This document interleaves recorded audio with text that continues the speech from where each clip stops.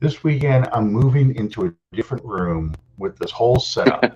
That way, I'll see if I get better internet access as opposed to this dead spot that I have, because this is driving me crazy.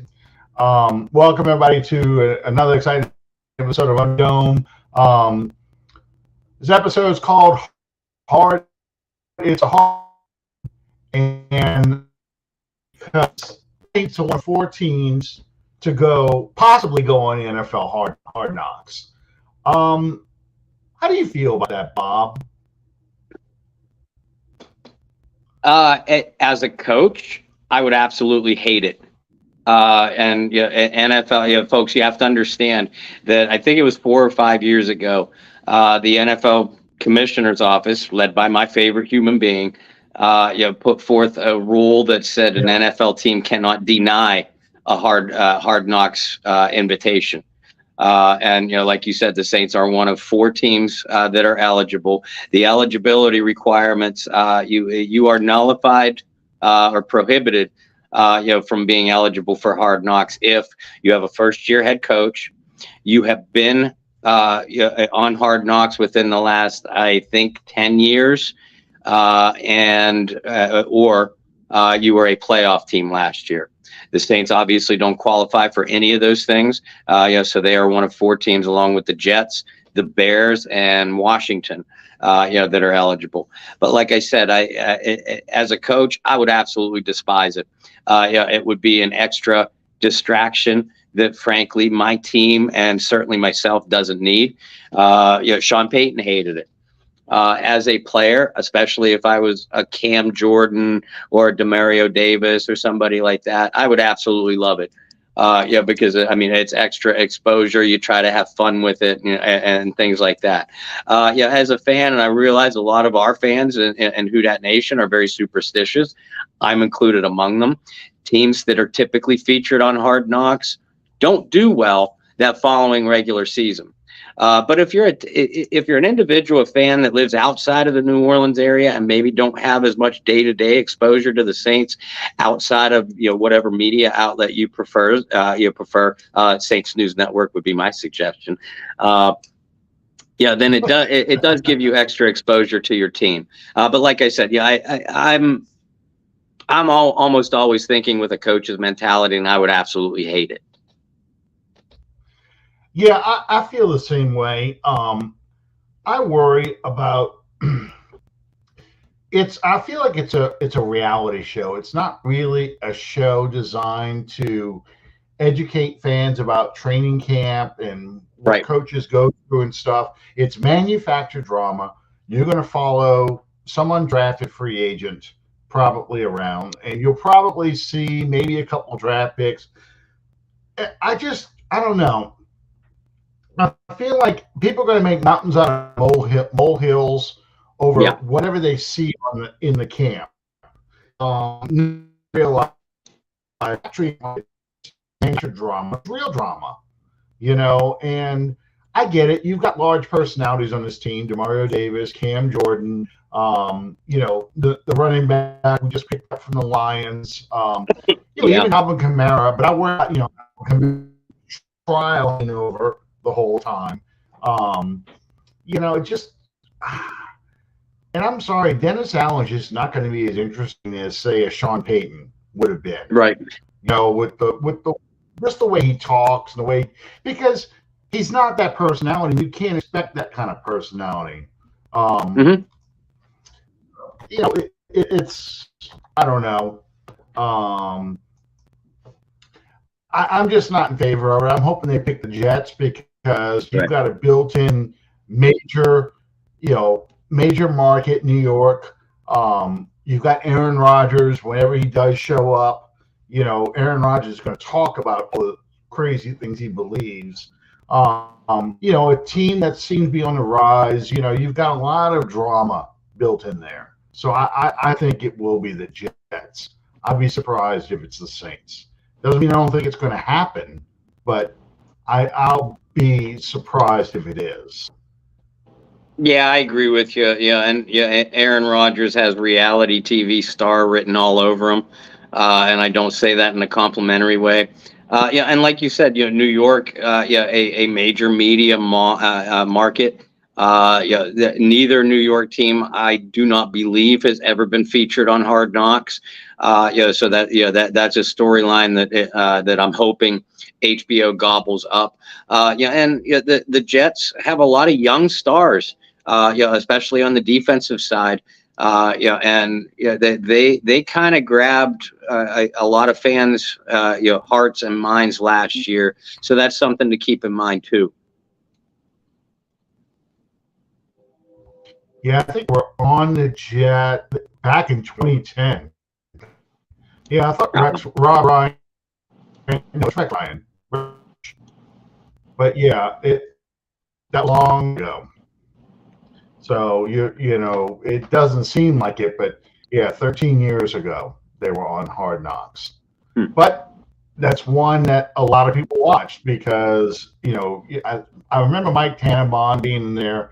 Because one thing I do remember because I don't watch Hard Knocks, but I did watch some of that one because it was on NFL Network. And I want to say that was the year that Coles, the receiver for the Jets, longtime great receiver for the Jets, was going to try and come back.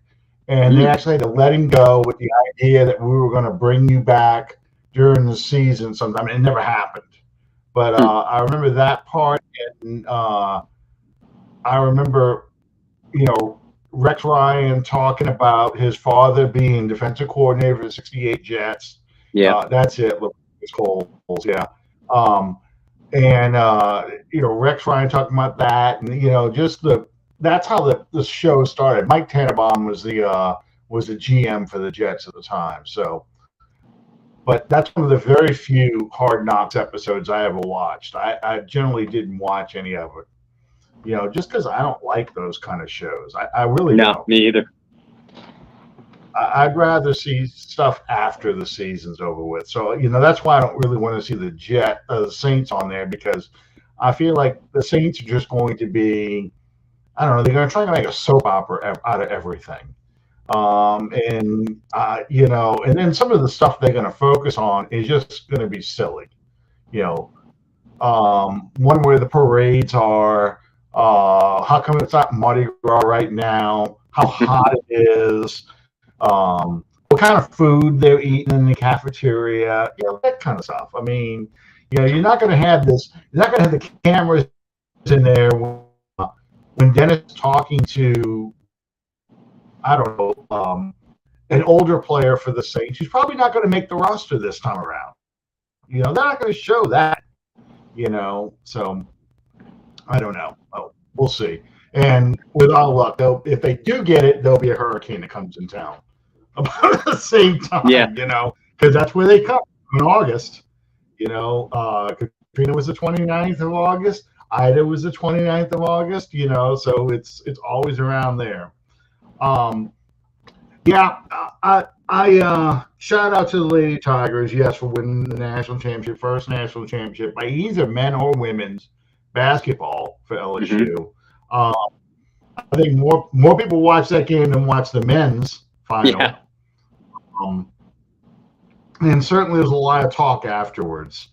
Look, it brought back a lot of memories for me when I saw Iowa out there play. I watched Iowa against South Carolina. And, my daughter played high school basketball, all-girls school. A lot of her friends played from Mount Carmel, another all-girls school team. And there was a lot of those kind of girls that my daughter played with at AAU and played against in high school that reminded me of both LSU and Iowa, especially Caitlin Clark, because there were two girls at Mount Carmel. You can look up one of them. Look up Kristen Nuss. Google her name. She won 5 championships while at Mount Carmel. Softball, 2 in basketball, 1 in volleyball. Just a natural athlete who is going to – actually, she's trying right now. She was at LSU on the beach volleyball team. She's trying to make the Olympic team. Beach volleyball. She is just an unbelievable athlete. And I'm going back to playground basketball. 2011, we were playing against Lakeshore Playground, and we were Little Farms. And I said, whatever you do, keep. And we're talking like, these are 10, 11-year-old girls, 11, 12. I said, whatever you do, keep the ball out of Kristen Nuss's hand, because that child had unbelievable control over the basketball at a young age. Okay, when 11, 12-year-olds are still letting the ball get in front of them when they're bouncing, dribbling, she is able to not lose her dribble when she trips and falls. That was what kind of control she had. So she was sick with the flu, and I'll never forget this. We had her shut down for most of the game. This is for the championship. We had her shut down for most of the game. We took a 1-point lead. There's less than 2 minutes left in the game. She makes a basket. They call timeout. She's throwing up into a garbage can. Someone's holding a ponytail while she is throwing up into a garbage can. Comes back out. We do an inbound pass. She steals a pass, gets a quick layup. Now they're up by 1. Next play, I had us throw the ball high to our tallest player. She picks it up. We go down, get it down, take a shot. She steals the ball on the rebound, goes court to court, puts a layup in. Now they're up by 3. And this is in less than a minute. And I'm just like, what just happened? We were controlling the clock. We were taking her out of the game. She was literally throwing up in a garbage can. And they ended up beating us by 2 points. Yeah. They made their free throws. We couldn't. But just that kind of game. So that's, like I said, Caitlin Clark reminds me of those girls, because she, of course, went on to win 2 championships with Mount Carmel.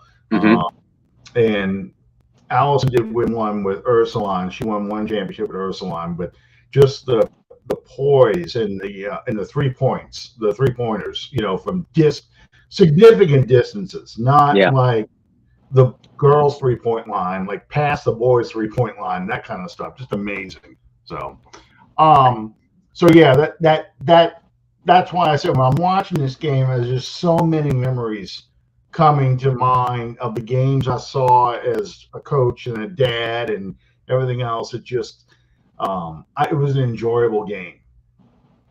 Did you watch any of it? I did. I didn't watch the whole game, but I followed both LSU and Iowa through the tournament. And frankly, they were 2 teams that were easy to root for different reasons. And women's sports hit a little bit closer to home with me than maybe the average person. Because I was fortunate enough to coach both boys teams and girls teams, and had a lot of success in both arenas. And I have always, pounded the table saying that I wish women's sports got more respect, and more accolades, than what they do. Some of the toughest athletes I have ever coached were women, not men. And this is no disrespect, for either side. That's just fact. The Hall of Fame plaque, that I have back here, among all my rest of, the Saints memorabilia, my Hall of Fame plaque is for a coach of women's track, girls track, not boys. I love to see competitive sports anyway. To watch both of these teams, Iowa and LSU, and see how competitive they were, how emotional they were, how fired up they were. It was a fun run for both squads, and easy to root for. Yeah, I think a lot of people if this was the first women's basketball game they ever watched, I think they were surprised how physical they get. Yeah.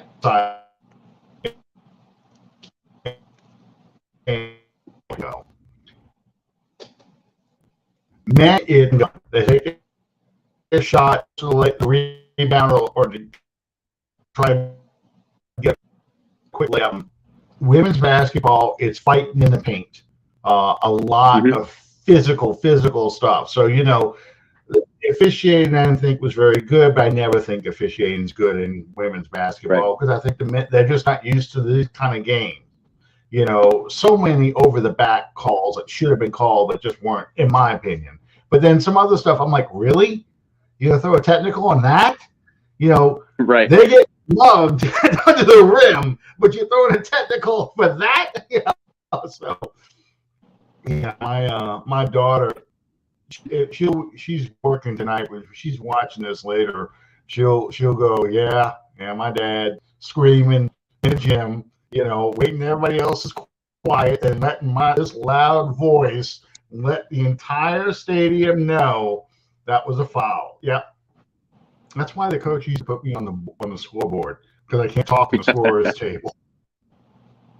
One time I did, and the official looked back at me because I'm like, yeah, foul. And it's like, no, can't say that. So I've only gotten thrown out of the gym one time though. Me too. Once. Me too. Yeah. And I will say this till my grave that it was an accident, but somehow it was girls volleyball. Somehow the up official got hit with a flying pen that came from my direction. Oh no! I stood up and told an official because you have two officials, one on each side of the floor. And the official on the far side made a call, and the official right in front of the play didn't make the call, and it was the wrong call. And I stood up and pointed at him and said, "You can't make that call because you can't see the play from there. That's his job over there, and you got to go." So I was right, but I still had to go. My wife's like, "Oh my god!" But yeah, I just like. My thing always was when I rode the officials, I'm not looking at these games as, okay, there's NBA scouts, WNBA scouts, or college scouts in the stands. I didn't look at it that way. I wanted a fair game, and also my number one thing was always, I don't want to see people hurt. And as physical as girls basketball is, I do not want to see anyone get hurt. I've seen it too many times because of bad officiating. One girl got knee blown out in a game. Allison, my daughter, got run into a wall in a scrimmage. I wasn't even there. My dad was there. But she got thrown into a wall during a scrimmage because a girl just flat out and hit her. I mean, she's going for the rebound, and the girl just drives an elbow in her back and throws her into the wall and partially tears a meniscus in her knee. We spent a few nights in the hospital with that. So, and she missed most of the season that year. But that's the thing. I don't want people hurt. And officials have to take control of the game early. And I've always felt that if you start calling the fouls early down in the paint, the girls are going to back off. The coach is going to back off because they don't want to lose their good players. And then it becomes more of a balanced game. And the other thing that always pissed me off was I look up at the scoreboard and I see 2 fouls for us, and I see 10 on their side. They're almost in double bonus. That's not possible. I'm sorry. It just doesn't work that way, and I get mad. That's what used to set me off. Call it both ways. So my daughter, when she's watching this tonight, she's going, "Oh my God, this is everything I ever lived through my childhood." So yeah, so that was that. So I enjoyed those games, but at the same time, I found myself screaming at the TV, going, "That's a foul! How can you call that?" That kind of stuff. My daughter does the same thing, so it doesn't matter. She does it during Pelicans games. So, I didn't watch the game last night. I'm trying to get to come up. I honestly didn't watch UConn and San Diego State. The cousin of one of the players for LSU, though, played for UConn on the women's basketball team. So that was interesting. But, again, you've got, I think San Diego State may have been the highest ranked team that made it to the finals. I think they were all 6th, 7th, and 8th seeds. I don't think there were very many high ones left. Nothing higher than 4. So I don't know. I had it up there a while back, and I don't remember now. I watched the FAU Miami game more than I watched this one here. So um, anyway, back to the point of this podcast, football. Saints are doing some visits right now. Hendon Hooker was one of the ones they visited. I saw they visited a receiver too. What do you make of these visits? Do you think that's any indication of where the Saints may go in the draft, or are they just doing their homework? I think they're just doing their homework. Folks, each NFL team, gets 30 official visits with draft prospects. Obviously, a team doesn't expect all 30 of those players to be drafted, by them or perhaps anyone at all, because they're going to meet with lower tiered prospects too. Obviously, if they're meeting with somebody that indicates that they have some interest, but it also lays a foundation for a couple other things. You have a preliminary scouting report in case you face this guy in the next season or the following couple of years. And B, and we have seen this several times, including this offseason, most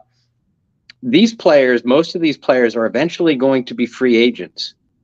And if you have met with them, during some kind of pre-draft visit or pre-draft workout, you kind of know, at least at a younger age, what their mentality is, what makes them tick. So that gives you a little bit of a leg up if you ever have to meet with this guy 3, 4, 5 years down the road as a free agent. Both Shepard and Saunders, the defensive tackles that the Saints signed this year, when they were draft eligible a few years ago, they had pre-draft visits with them. And you can go back and look at the previous couple of years, and it was the same thing. Marcus May, they met with Marcus May back in 2017, 2018, whenever May came out. So you've seen this several times. So no, folks, just because now I do acknowledge it's certainly possible, but just because they met with Hendon Hooker today does not mean that they're going to use a first-round draft pick on Hendon Hooker. I agree that would be a surprise, but I'm not ruling it out. Jalen Hyatt was the other Tennessee wide receiver that they met with today, to either today or tomorrow. Hyatt, he brings a lethal game-breaking threat to any offense that he's going to be drafted into, but that doesn't mean that the Saints are going to draft him. Remember, both Hyatt and Hooker played for Cody Burns at Tennessee in 2021. Cody Burns is the current New Orleans Saints wide receivers coach. We've seen a lot of familiar faces be brought in by the Saints this offseason, so do not discount stuff like that. Clayton Tune, the Houston quarterback, they're meeting with him, I believe, tomorrow. Clayton Tune, he's not going to be a first-round pick. Clayton Tune might even slip into day 3 or later. That's the kind of guy, when I mentioned a lower-tiered prospect, the kind of guy that you might have an opportunity to maybe sign as an undrafted free agent, or if he's a late-round pick with somebody else, and is a training camp cut. You already know him because you already visited with him. So you might be able to grab him off of the waiver wire, a la what they did with Taysom Hill back a few years ago. So just because, like you said, just because they're meeting with these prospects doesn't necessarily mean that they have high interest in drafting them, but there's certainly interest there by the franchise. Yeah, that's how I look at it too. Plus, you're building a portfolio of players, like you said. These are guys you may look at later on. You can go back to the original file that you had on them and see what kind of grades you gave them in the draft, and see how much the weaknesses you listed. Do you see those weaknesses show up in the game? And the other thing too is, you have. We're going to do our own mock drafts in the show as well. But when we do mock drafts, and I'm talking about fans in general, we're always picking based on need. We're not picking best available player for the most part. We're going to go, we need a defensive tackle, we need a pass rushing defensive end, we need a running back, we need a tight end. We're picking those kind of guys. We're not going to go, safety's the highest rated player on the board. We're okay at safety, but I'm going to go take a safety right now because that's just not how fans think. Fans are Right. treated like a grocery list. I'm checking off boxes. You can't do that as a GM. You have to stack your board based off of best 100 players, that are in the draft, regardless of position. These are the best 100 players. How do you put that list together? It's not just scouts. Mm-hmm. A lot of that is in-person interviews that they do.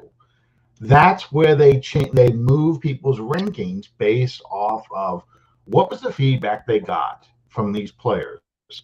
And to me, the most famous example is Peyton Manning versus Ryan Leaf. When Peyton Manning, I've told this story a dozen times, but Peyton Manning, what would you do if you found out you're the number 1 overall pick of the draft?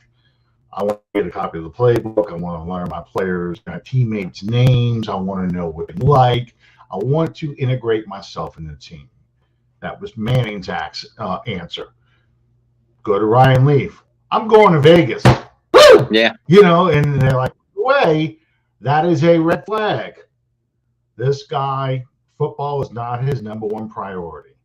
And sure enough, what showed up when they got into the pros?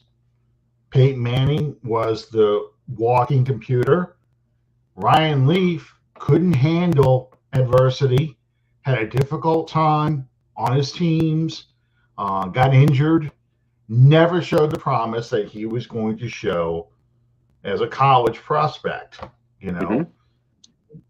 You see that across the board with all these players that end up being bust. For the most part, I think they all flunk their personal interviews, but people overlook that and then go for the athleticism. Johnny Football. How did he come out? I mean, when he came out on draft day doing this after he got picked, I mean, to me, that was a huge flag. Yeah. You're not, that's what you're in this game for. You're not in this game to be better. You're in this game for the money. Yeah.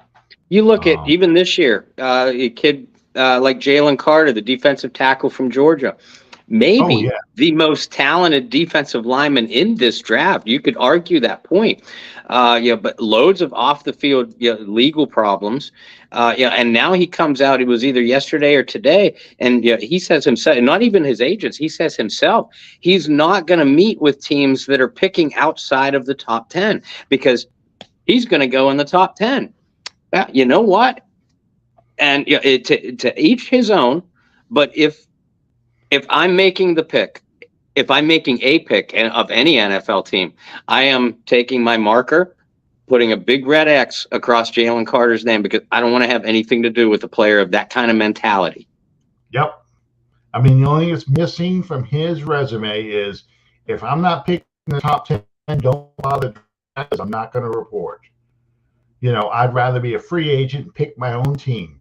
I can't say it. I can't say a la Lyle Collins said the same thing. When he didn't get drafted in the first round, he made it clear, don't draft me because I'm not going to show up. Mm-hmm. I want to pick who I want to go to. And that's why I never wanted him. And I get it. He was at LSU. The charges against him were BS. I get all that, but don't say that. You should want to be drafted in the NFL. You want someone to pick you. In fact, you should have. I respect Randy Moss a heck of a lot more, who took the fact that he slid in the draft, used as a chip on his shoulder to prove that he was the best receiver, and went out there and worked to do it.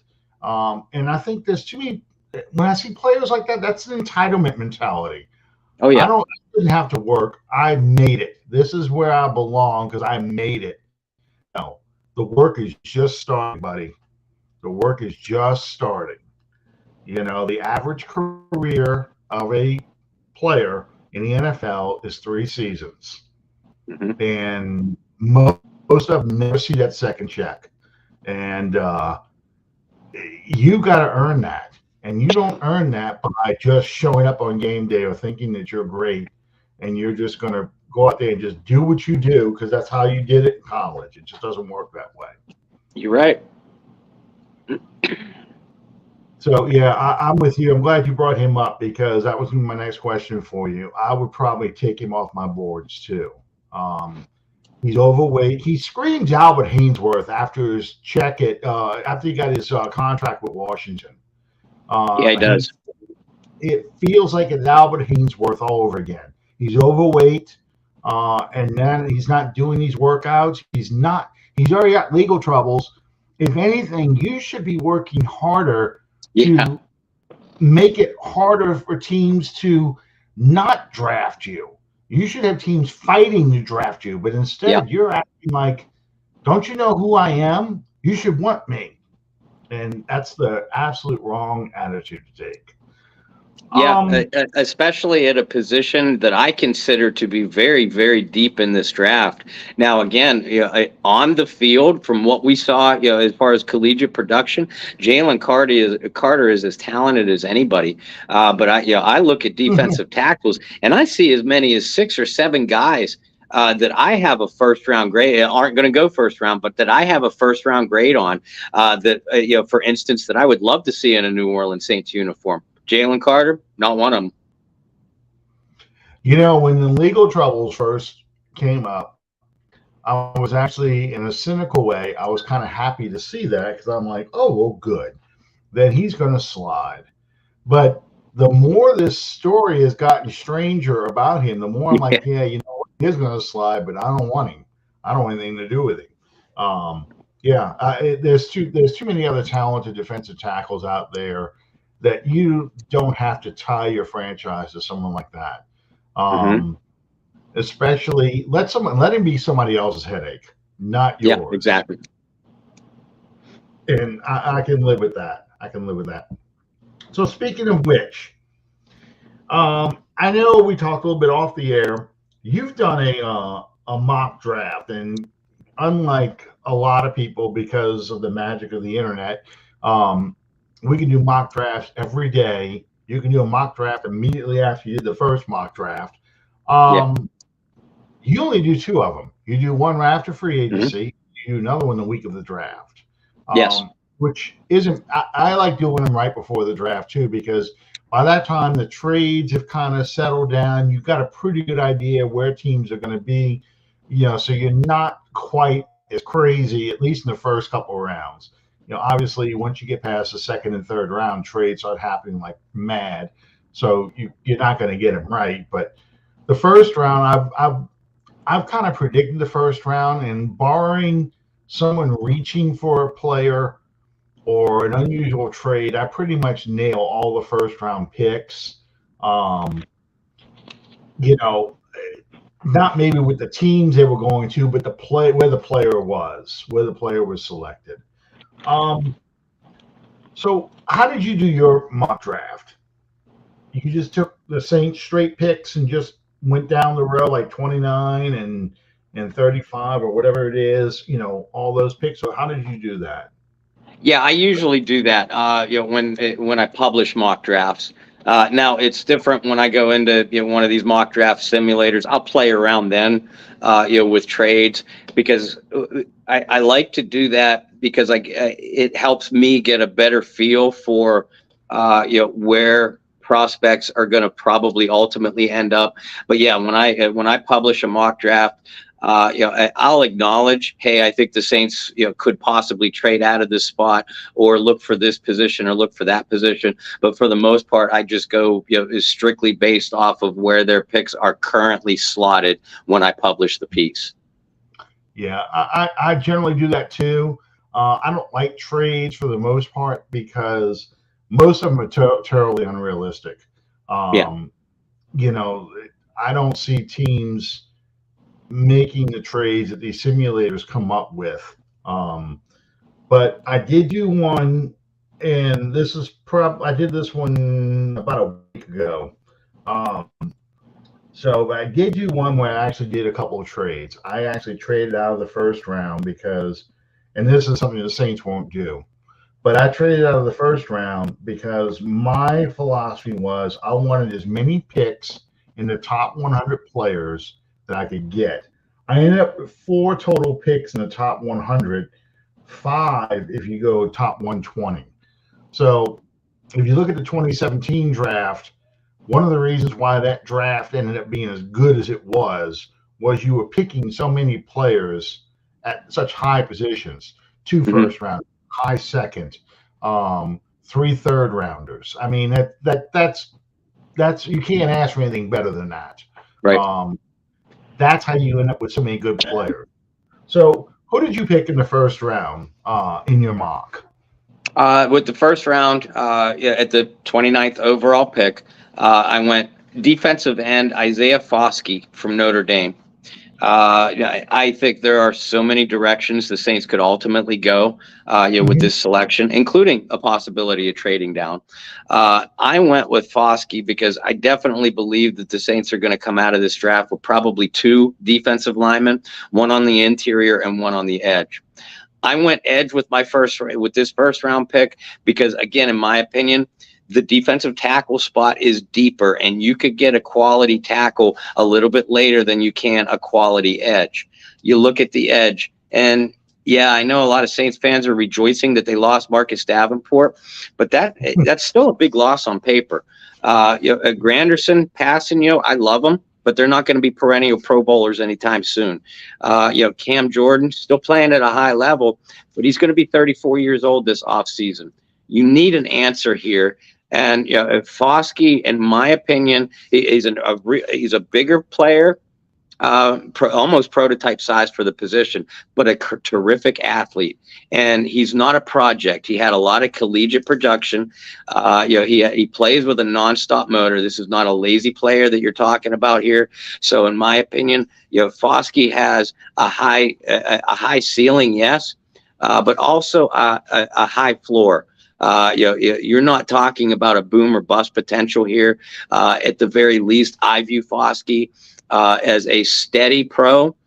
Now, obviously, out of a first round pick, you want to hit it big, but I at least view Foskey as a steady pro that has the potential to give you 8 to 10 sacks per year on average, and he plays the run very, very well. That's why I went with that pick. This was hard for me because when I was picking in the first round, Brian Breeze, from Clemson was still on the board, defensive tackle, and I got an offer for a trade, and this is the one draft where I did the trade. So I ended up picking up an extra second round pick. I think I got an extra third rounder out of this. So I ended up with 4 players in the top, like I said, in the top 100. So I did trade away from that, but I would love to get Brian Brees, the defensive tackle from Clemson. I know there's some question marks about him, but I just think he's probably the best defensive tackle given Jalen Carter's insanity going on. Like, he's probably got the greatest upside of all the defensive tackles. So I would normally take him, but since I traded down, I took, with the 36th overall pick in the second round, Darnell Washington, the tight end from Georgia. And with the 40th pick, I took Smith, the defensive tackle from Michigan. So with Smith, I got a good run stuffer, who has some pass upside. But my thing is, because this team, and both these picks reflect what I think is Dennis Allen's philosophy. Washington is a borderline third tackle, with his size. He's a big man. He's primarily a run guy, but he can be a red zone threat.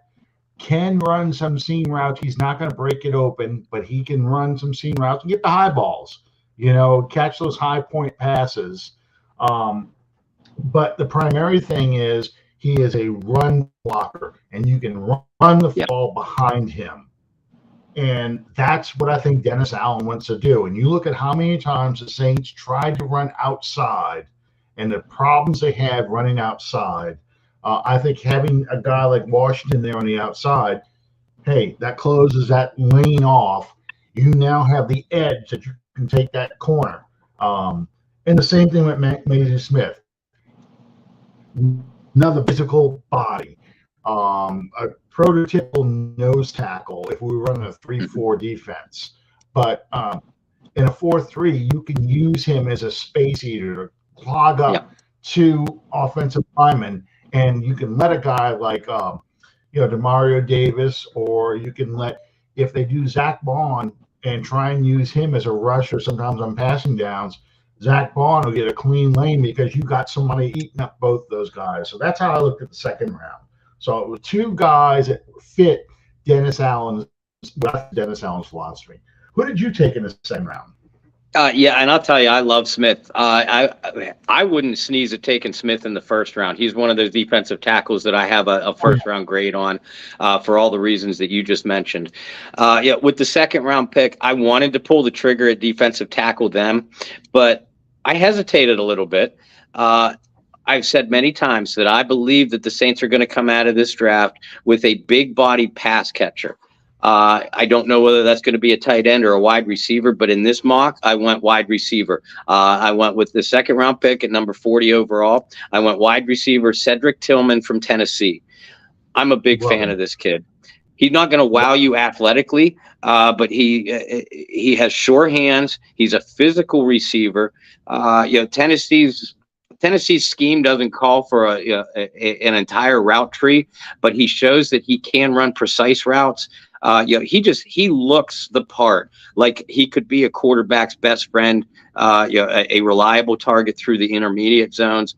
And again, Tillman, his production dipped a little bit last year, but the best year of his collegiate career was 2021, when on the offensive staff of the Volunteers, Cody Burns. I like Cedric Tillman a lot, and I'm convinced that the Saints are going to come out of this draft with a big body pass catcher. Right now, I'm leaning a little bit more towards wide out if it comes in the early rounds. Okay. I like that kid a lot, by the way. And for the same reasons that you do. The Tennessee connection really stands out for me because, like Ohio State with the Saints, they have a relationship now with Tennessee. You got Alvin Kamara from Tennessee, Marquez Callaway came from Tennessee. With Cody Burns being on the team, he knows these players. That gives you a little bit of an extra upside as far as getting those guys, getting maybe inside their head. What kind of receiver is this? Is he going to be willing to do the dirty work that we're going to ask our receivers to do? And right, Alontae Taylor went out every day in practice for a year at Tennessee too. So there's that. Yeah, exactly. So all those factors kind of come into play. So that's why I like that kid too. More so than Justin Hyatt. I know Justin Hyatt's the flashier player. People love speed, but again, you've got Rashid Shaheed, you've got the first round draft pick last year, Chris Olave.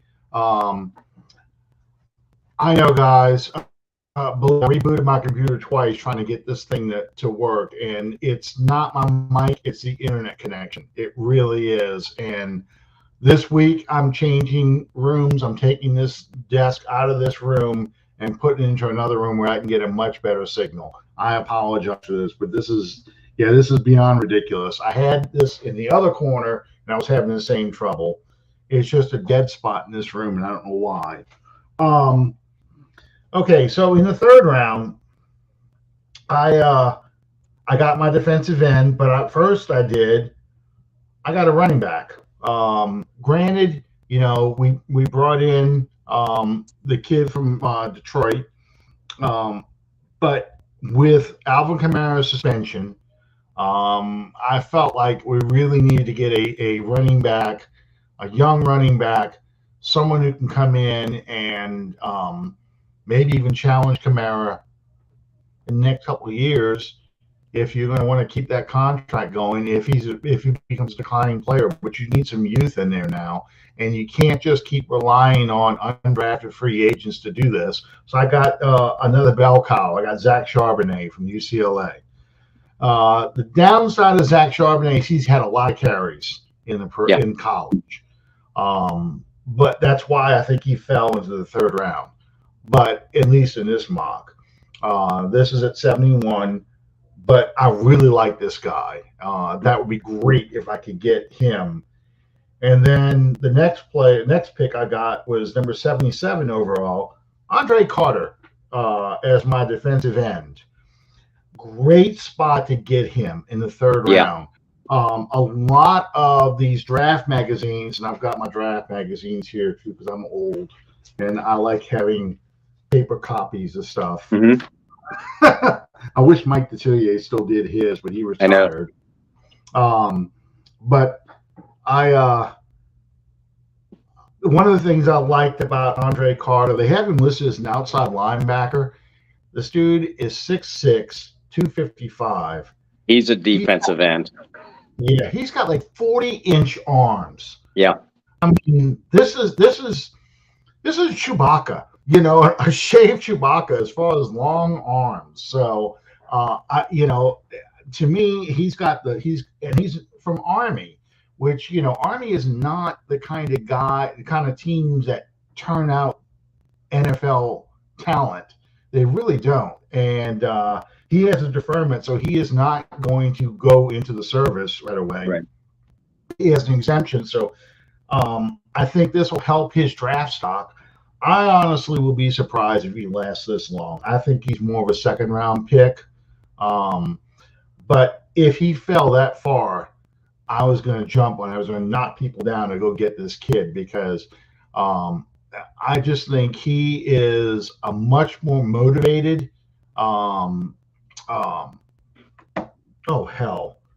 Number 97 for the Saints, first round draft pick, 1989, 1991 first round draft pick, maybe. Bernardo Turnbull. Virginia Tech kid. Not Virginia Tech. West Virginia. Yeah, I was kind of blue and yellow. I know the colors. Anyway, Turnbull was like that. A long, lean defensive end. They tried making him a linebacker for a while, but he was better at defensive end. The only problem with Turnbull was his mind was on the stock market as opposed to being involved in football. So, he never turned out to be the great player he should have been. But I look at Carter as that kind of build, that kind of guy where he's going to get you with speed and he's going to knock a lot of passes down. And those long arms can really knock some people around. So that was my 2 third-round picks. Who did you take in the third? I agree with you. I love Carter as a value pick. On day 2, Charbonnet is one of my favorite backs in the draft. I think he's going to be an outstanding pro. But I went defense when I did my third round. At pick number 71. And by the way, folks, you can see this entire mock draft. I published it on March 24th, I believe, but you can see it on the Saints News Network. But third round pick number 71. I wanted beef on the inside. I went defensive tackle Siaki Ika from Baylor. Ika is one, and I got criticism. I get criticism for everything I do. All kinds of people were telling me that Ika never lasts until the third round. Blah blah blah. Folks, I think he will. And here's why. For a lot of the reasons why you talked about Maisie Smith from Michigan, Ika is that same kind of player. He's the prototypical nose tackle build. He didn't have much pass rush production, but he is a run stuffer with possible pass rush upside. Extremely underrated athletic ability, but because he doesn't have those flashy sack numbers, I believe that's why he'll be a day 2 pick. And I realize it taking a little bit of a chance, waiting until he goes to day 3. But I'll tell you what, A, this is my mock draft. B, none of you guys know anything more than I do. C, in fact, C, NFL.com has Ika going around pick 75 and 80, and I'm grabbing him at pick 71. To me, again, I believe he's a first-round value, but he's going to go midway through, perhaps even late into day 2, because he just doesn't have those pretty flashy sack numbers, but I'll tell you what, his skill set is what the Saints defensive line needs. A big-bodied run stuffer. You're not running on this man at all. Yeah, I think the biggest knock on Ika, because I was just looking him up as you were talking, they're worried that he is going to be a wave kind of player, a guy who's going to be in a heavy rotation because his energy level isn't up. But to me, that's just NFL conditioning. You know, you stop eating the fast food and you start eating much better, and translate that that college weight, the cafeteria food weight, into more of an NFL diet, and you get muscle mass. So to me, that's a guy definitely who has to impress in the interviews to go up higher. But I think that's a good place for him. I think low second, third. You know, this magazine has him in the fourth. Lindy's has him projected in the fourth round. Again, for that same reason. You know, because they're like, yeah, he's not a heavy snap kind of guy right now. You know, now you start going to guys that every single player is going to have question marks. It's going to be tough to find a diamond in the rough. I know a lot of people were probably going to say I should have taken Spears from Tulane in the fourth. I didn't take him in the fourth. I don't take a linebacker until fourth round. My receiver. I went for big body. Believe me, this was the best receiver left on the board, in my opinion, that fit what the Saints are looking for. I took Jonathan Mingo out of Ole Miss in the fourth round, mainly because he is a big guy, but I'm always leery of receivers from Ole Miss, and I'm leery of anybody who comes out of Lane Kiffin's offense. Yeah. But Mingo, I think Mingo has a potential, if gets under the right coaching, in the right scheme, to become that physical inside receiver you're looking for. And you're not looking for a guy to start right away. You're looking for a guy to see if you can help him something. So he can come in as a fourth or fifth receiver, play in special packages, and then you get to see, okay, let's see how much this guy attacks the ball. And that was one thing he did do that I did like. And he can shield players off. He just doesn't have a very good route tree right now because that's the offense that Lane Kiffin runs. How about you? No, you know what? I like Mingo. Mingo, Xavier Hutchinson from Ohio State, kid I really love. A.T. Perry from Wake, Bryce Ford Wheaton from West Virginia. Those are all big-bodied, but good athletic guys that are going to go probably late day 2, early day 3 range. I see your logic behind that. I went defense with in my mock. Round 4, pick number 115. Listen, I know everybody loves Spears from Tulane. I love Spears from Tulane. I think he's going to be a day 2 pick. B, as I already mentioned, I addressed other spots, earlier in my draft. And C, there's another kid from Tulane who is going to be, I think, an outstanding pro, and that's where I went. Pick 115 in the 4th round, linebacker Dorian Williams from Tulane. Love this kid. He is a terrific athlete in space. Great sideline to sideline pursuit. You want to talk about a coverage linebacker? He's actually a converted safety. So you don't have to worry about coverage. You're not going to want him on the strong side. He's going to struggle against physical offensive linemen, especially early in his career. But this is the guy that you play situational football with him, as he kind of grows into a role. And remember, the Saints defense, more often than not, they employ 2 linebackers in their base alignment. Those linebackers are going to be Demario Davis and Pete Werner. Demario, he'll be 33 this offseason. You're going to kind of want to start looking for a guy who's going to be able to fill that coverage role. A guy that can blitz from the weak side, maybe move into the middle. A guy that's going to be strong in space. And this is why I like Dorian Williams at this spot. I actually picked Dorian Williams as well, but not in the fourth. I went one round later. I got him in the fifth. Um, my my fifth round, I actually went back to because I got an extra pick in the fifth from trading down. I actually went back to back linebackers. I got Dorian Williams and DeMarvin Overshawn from Texas.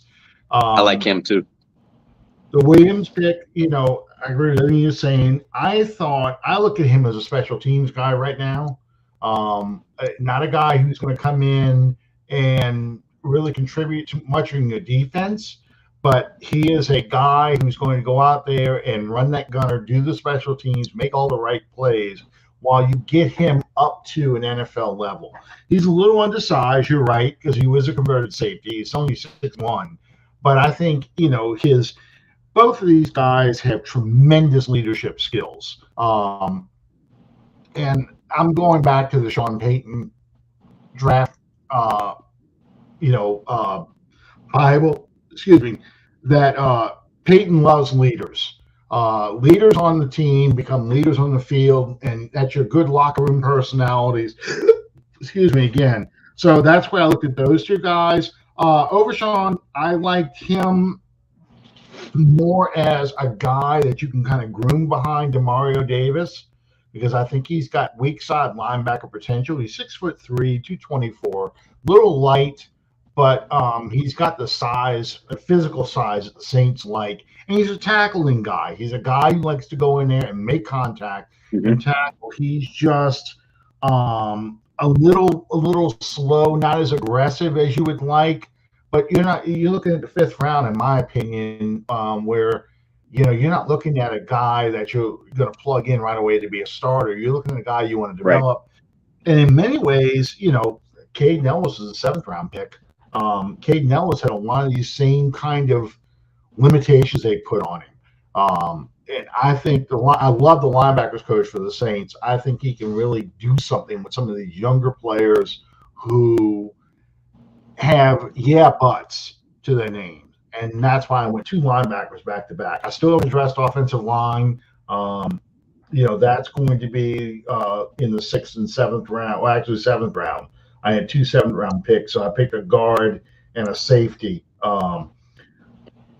These guys, we're at the bottom of the draft now, so you're looking at Javon Gwynn from South Carolina. He's a guard. Guy, it's probably borderline undrafted free agent, but still somebody you want to work. He's played guard and center. To me, if you're looking for an offensive lineman for the Saints, you're looking for a guy who can play multiple positions. Always. Xavier Henderson, another special teams guy, a safety. They got a lot of safeties on this roster. We got Smoke Monday last year, who hadn't shown an opportunity to think. But I'm looking at, again, somebody to compete. Just somebody can get out there. Who do you have left to pick from? My first fifth round pick, 146 overall. I love so many running backs in this draft. But I don't think this team takes one in the first round or with their day two picks because they signed Jamal Williams. But I still think that they're going to get one because, you alluded to the Alvin Kamara looming suspension earlier. And even if Kamara gets dinged up, you need more depth at this position. I want a between the tackles guy. Fifth round, I went Chase Brown from Illinois. He's a workhorse coming off back-to-back 1,000-yard seasons, was right up there among the Big Ten leaders in carries and yards per carry, two stats that really stuck out to me. He doesn't have game-breaking speed, but he has the speed to get to the edge. A nice check down target, which gives him a little bit of upside for third down, development. But Chase Brown is the kind of guy that you want for early downs, short yardage situations, and to kind of develop his other skill sets. Other fifth round pick, I addressed tight end. I went Will Mallory. From the University of Miami. Miami has churned out some very talented NFL tight ends.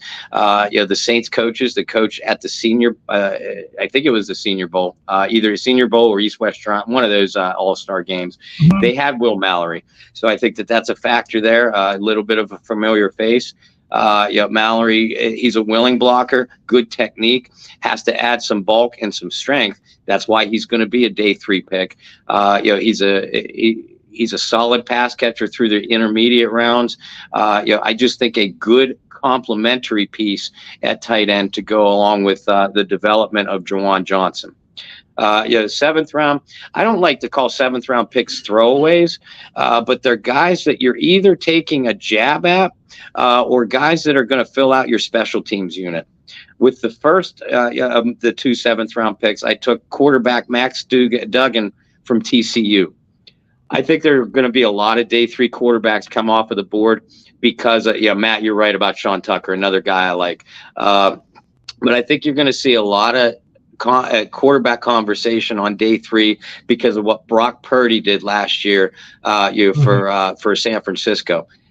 Max has that same kind of Purdy look to him. A very successful, very productive quarterback out of a Big 12 program, good leadership qualities, but not a lot of physical things that are going to jump off of the chart at you. Max is the kind of guy, you highly doubt he's going to be the next Tom Brady or anything like that, but you're looking for a guy to compete and maybe stash on your practice squad with some developmental quality. So that's what I looked at here. With the 2nd, 7th round pick, I don't have to tell you longtime Saints fans how much success this team has had with late round or undrafted talent at running back or wide receiver. A lot of you are going to have to look this up, but when you get a chance, look up who's the leading rusher in NCAA history. That's who I went with for this 7th round pick, Jaleel McLaughlin from Youngstown State. And again, I don't consider it a throwaway. Jaleel is only like 5'8", but he has track speed. He's also experienced at returning kicks. He's a good receiver. He's used to a heavy workload. Granted at a tiny college, but again, the Saints have had a lot of success with small school guys, in late rounds. So, I decided to take a little bit of a stab in the dark here, with a Youngstown State kid. But again, he was a very productive runner, extremely good athlete, that maybe you can develop as sort of a tweener towards the back half of your depth chart, and maybe find the next Deontay Hardy as a kick returner too. Yeah, absolutely. Well, one of the players I was looking for in day 3, and it just never fell right for me, was Clayton Tune, the quarterback out of Houston. I personally think the Saints had their eyes on him. They're not going to go out of their way to trade up and go get him. Don't think that. But I think it's a guy that's going to be rated pretty highly on their boards, starting with the 4th round.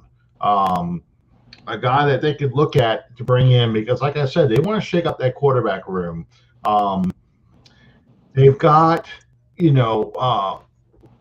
Derek Carr obviously signed it's a 4-year deal, but essentially it's a 2-year deal. He's got a 2-year prove-it deal.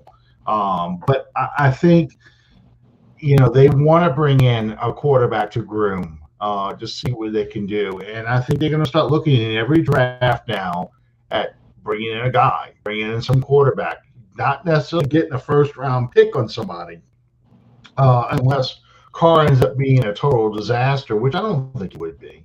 But I think a guy like Tune is going to be a guy that will probably be someone you can develop as a backup quarterback. Mm-hmm. I said the same thing about Ian Book, and obviously he didn't turn out even to be that good. But if they can get a Luke McCown, they can get somebody like that, a Chase Daniel, a guy they can trust to go in there and take a few snaps and do a few things in case something goes wrong. That's what they want. That's what they want right now. And when they need to look for a starter, they're going to look for another starter. But in the meantime, they'd like to get at least a young, cheap guy as a backup, because that's a great way to save money, honestly, rather than pay a veteran backup. I mean, yes, Jameis Winston's is an expensive contract, but it's a 1-year deal.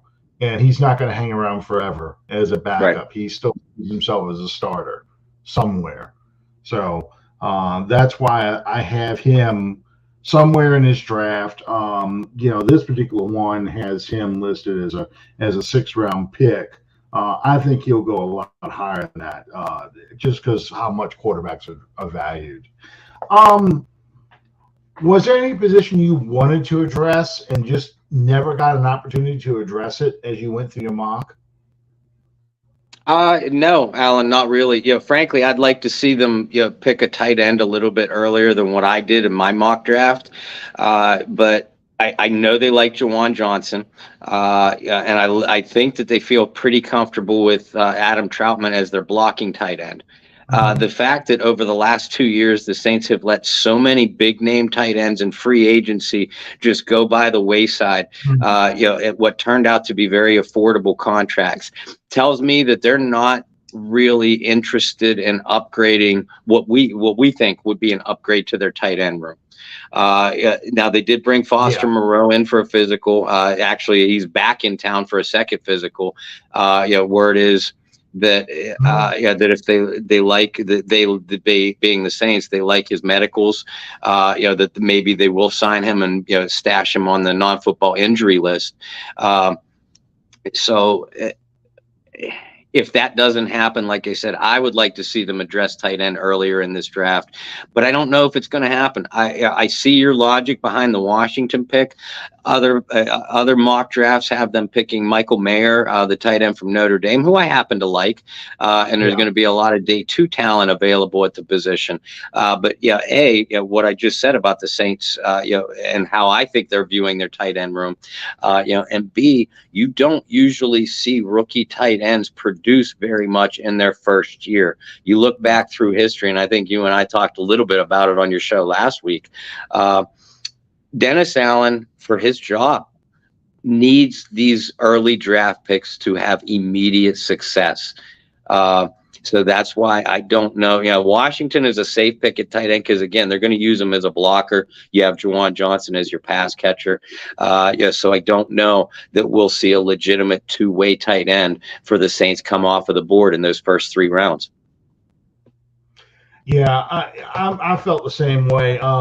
I went with definitely a tight end that I liked and a position I liked. Not necessarily thinking the way the Saints would pick. I'm kind of upset with myself for not taking an offensive lineman earlier, because I think that's in a position of need. Because I think they need to get younger and they need more depth on that offensive line. I don't like waiting all the way to the end of the draft and basically get another undrafted free agent to try and make up your depth. So, if I were to do this again, I'd probably take an offensive lineman earlier. Running back and tight end are sexy picks. Those are the kind of picks that draw a lot of fans' attention. They're looking for upgrades on offense. You're always looking at receiver, running back, quarterback, tight end. You're not looking at an offensive lineman. Everybody wants a top 5 offensive line, but they don't want to draft a top 5 offensive line. It's a famous quote. But yeah, that's just the way it goes. And to me, the Saints need at least 3 starters out of this draft, or at least 2 starters and 1 heavily contributing rotational guy for this to be a successful draft. I agree. And I think you can get that on the defensive line. But offensively, that's where the challenge really is. Where do you find that guy? I think you can get defensive end, defensive tackle. But do you go for the sexy, or do you go with an offensive lineman? Somebody that you can groom to go plug in behind Pete when he gets hurt again. Because we all know he's going to. I think it really how early they address it, or at all, the offensive line. I think it really depends on how they feel about the development of Trevor Penning. Because Trevor Penning, they plan on him being your left tackle. I mean, that's why you drafted him. And if that works out, now all of a sudden you have James Hurst, who is an experienced and very capable starter at either tackle or guard. So that's another option other than Calvin Throckmorton when Pete goes down, or if Ruiz gets or McCoy get dinged up. But if they're a little bit iffy on the development of Penning, then I absolutely think that they'll address offensive line, but probably the interior spot with an early draft pick, because again, you have the Pete injury factor, but you know that if Penning develops slowly or struggles, that you could play Hurst, and he's an adequate tackle. He's not a star, but he's adequate. Yeah, exactly. I feel the same way. Depending on how they feel about Penning and where Penning is in his recovery, number one, and number two, his development as a tackle will determine a lot what they're going to do offensively. So yeah. They also, sorry to interrupt you. They also, I think the deadline is like 2 or 3 days after the draft, but definitely early May. They have to make a decision on whether they're going to pick up the 5th-year option on Cesar Ruiz's rookie deal. So that deadline is coming up. And again, we all think that Ruiz played very, very well last year, but that was only 1 year out of 3. So are they comfortable with his continued development? If not, yet another reason to address interior line with a 1st or 2nd round pick. Absolutely. No. Yeah, I'm glad you brought that up, because I had forgotten about that. So yeah, there's another reason to get an offensive lineman. And I hate to say it, we've got a concern with Ryan Ramczyk at right tackle with that knee. Last year he got a lot of rest. He had rest days, 1 or 2 rest days every week of practice, because they were trying to protect that knee. Do they start looking at a right tackle now? So that's all things that I'm sure that in the evaluation process. So if I'm looking at this draft again, I would not be surprised if the Saints do defensive end, defensive tackle, and offensive tackle / guard with the first 3 picks. Wouldn't shock me one bit. Fans will get upset, and I took trade downs this year because I wanted more picks. I had 9 picks on my mock draft, because I have all these concerns, but I took sexy picks too. I took tight end, running back, and receiver all with this draft. I don't think they do all 3. I think if they take anything, they probably take a receiver early, because of Michael Thomas. But other than that, we could very well go another draft without a single tight end getting selected, and they try and do something again in free agency, especially if they think Foster Moreau can play again, or they do something with undrafted guys like they did last year. It's that's just the way it goes. So anyway, Bob, what do you have going on tomorrow in the Bayou Blitz? A lot more draft coverage from Brendan and I. Where I don't remember, and forgive me, I'm exhausted. I don't remember whether we're going to focus on the offensive or defensive side tomorrow. But we did discuss it and decide. I just don't remember what the decision was. Yes. So we're going to do that. I'll announce it here first, and we'll announce it again tomorrow. We are at the Saints News through the Bayou Blitz. The Saints News Network is going to have wire-to-wire draft coverage on all 3 days, Thursday, Friday, and Saturday of the draft this year. We're going to have a revolving door of exhausted faces, Brendan, myself, John Hendricks, of course, our boss, Kyle Mosley, and our new addition to the team, Ross Jackson. That was just announced yesterday afternoon. So I've known Ross for a while. Great guy, love his work. So we're excited to have him. We're going to have, a wire-to-wire draft coverage, live in person and with growing black circles under our eyes. So we're excited for that too. But make sure you tune into the Bayou Blitz tomorrow night. We'll give you, further draft coverage. I don't know if Brendan's done a mock yet, but we'll definitely discuss it. Good deal. Good deal. Yeah, I'm going to do another mock probably around the same time you're going to do yours the week of the draft. I'll do one more. I might run one more next week just to see where I go. If I just pick, like I think the Saints are going to pick, not do any trades. But I really wish there'd be a year when the Saints, this will be the year the Saints trade down, only because I think they need more bodies than they do, cheap bodies, than they really do need a one impact player. And next week, I'd like to think about this, but next week, let's go through a couple guys you think, if the Saints are going to trade up, who would they trade up to go get? Because that's really been their modus operandi, to go up there and they see a guy they love and they want to take him right away. And I've looked at it. I have a couple of names in mind. They're not sexy picks either, but I have a couple of names in mind. And we'll go through that next time. So in the meantime, thank you guys for sticking with us. As usual, we went over an hour, but I appreciate. Is that your dog? Yeah, I'm gonna roller cage on his side. They get better. Believe me, they get better. Mine are much more mellow than they were before. Mine's getting worse. She's regressing. Well, is she chewing up the furniture yet?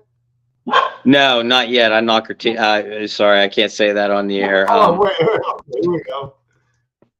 Yeah. No, she's not chewing up furniture. But if you take your eyes off of her, she'll dig into the bathroom trash, which is annoying as heck.